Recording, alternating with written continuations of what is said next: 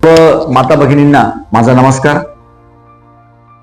आपले सरकार महिलांच्या बाबतीमध्ये अत्यंत स्तुत्य कार्यक्रम हाती घेत आहे आणि त्यातलाच एक अत्यंत चांगला कार्यक्रम काल राज्य सरकारने घेतला आणि तो असा की प्रत्येक महिन्याला माझी लाडकी बहीण याद्वारे प्रत्येक महिन्याला 1500 रुपये माझ्या बहिणींच्या अकाउंटला जमा होणार। याची पात्रता अशी आहे की वय 21 ते 60 असावं, कुटुंबाचं उत्पन्न 2.5 लाख रुपयाच्या खाली असावं, ते आपल्या राज्याचेच रहिवासी असावे, तसंच त्यांचं डोमिसाईल सर्टिफिकेट असावं। या व इतर अशा सगळ्या अटी शर्तीवर नोंदणी सुरू करत आहोत। माझे सर्व मित्र गावागावातील सार्वजनिक ठिकाणी मंदिर असेल, ग्रामपंचायत असेल, पारावर या सगळ्या नोंदण्या करून घेतील।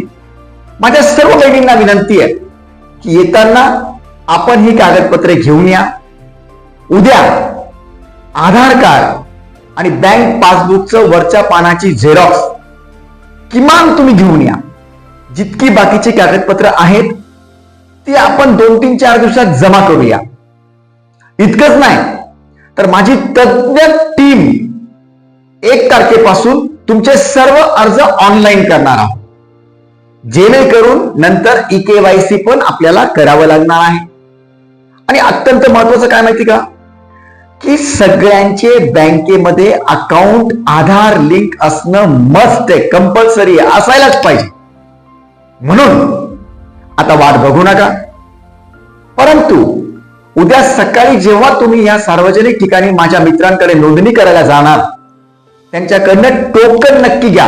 तुम्ही जो अर्ज केलाय तो अर्ज तिथे आहे, त्याचा टोकन नक्की घ्या, म्हणजे पुढच्या पाठपुराव्याला तो टोकन तुम्हाला कामाला येईल। गडबड करू नका, प्लीज गडबड करू नका। काय होतं तिथं आपण गेलो की रश करतो आणि मग तुम्ही त्याच्यातनं वंचित राहिलं, पुन्हा प्रॉब्लेम येईल। एकदाच फक्त सगळं दिलं आणि 15 दिवसाच्या आत सगळ्या कागदपत्रांची पूर्तता झाली की पुन्हा आयुष्यात तुम्हाला कागदपत्र लागणार नाहीये। म्हणून आता आरामात या नोंदण्या करून घ्या। शुभेच्छा देतो, राज्य सरकारचे आभार व्यक्त करतो। सगळ्या भगिनींना आनंदाने ही बातमी मी करताना अगदी कृतकृत होतोय। याची जाणीव मला आहे की या गोष्टीची अत्यंत गरज होती आणि ती माझ्या सरकारने पूर्ण केली आहे। म्हणून त्यांचे आणि माझ्या सर्व मित्रांचे आभार व्यक्त करत उद्या सकाळी 10 वाजेपासून आपापल्या सार्वजनिक ठिकाणी सर्व महिलांनी यावं आणि आपली नोंदणी दरमहा 1500 रुपये मिळवण्याकरता करावी।